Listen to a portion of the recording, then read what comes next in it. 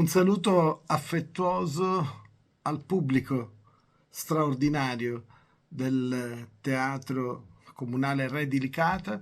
e un abbraccio fortissimo al mio amico Cesare Loleggio,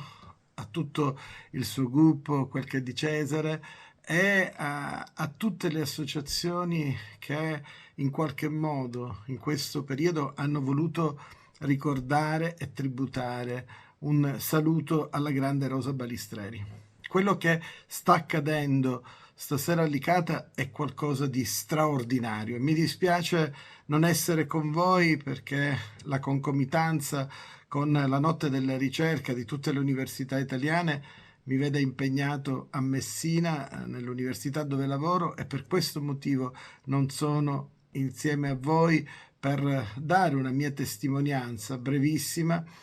dell'importanza di quello che sta accadendo e di quello che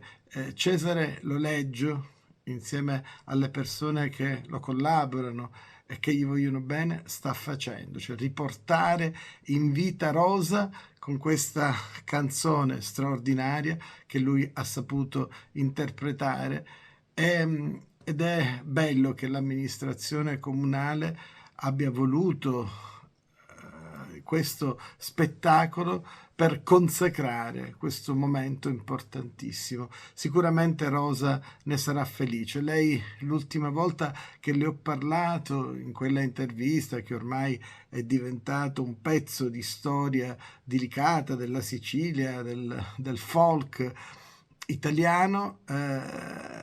mi ha confidato che la sua grande paura è che anche da morta non l'avrebbero ricordato, commemorato come lei stessa si sentiva di meritare, anche per quello che era stato il suo contributo notevole dato a Licata, se non altro la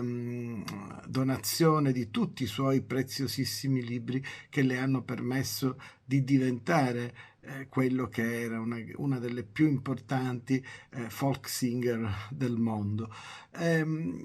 Cesare Loleggio ha sempre avuto passione e con lui abbiamo sempre condiviso questo amore per Rosa, questo amore puro verso la grande arte di Rosa, che non amava nemmeno definirsi una cantastorie, ma una cuntastorie, cioè una persona che era capace di narrare tutto, i diritti, i doveri, la fame, la povertà, la violenza sulle donne, i difficili rapporti con la Chiesa. Era una donna capace di interpretare, ora dopo ora, per tutta la sua esistenza, quello che era il disagio del meridione della Sicilia, allo stesso modo riuscire a rendere questi suoi messaggi universali, straordinariamente belli. Quindi io, con l'orgoglio di chi ha avuto questo onore di intervistarla, di fare l'ultima vera intervista televisiva, e devo dire ero molto giovane, con grande imbarazzo, perché è stata un'intervista complessa, dove lei ribatteva su tutto e precisava su tutto, quasi come se si sentisse che qualcosa le dovesse accadere da lì a poco. E così è stato, perché poi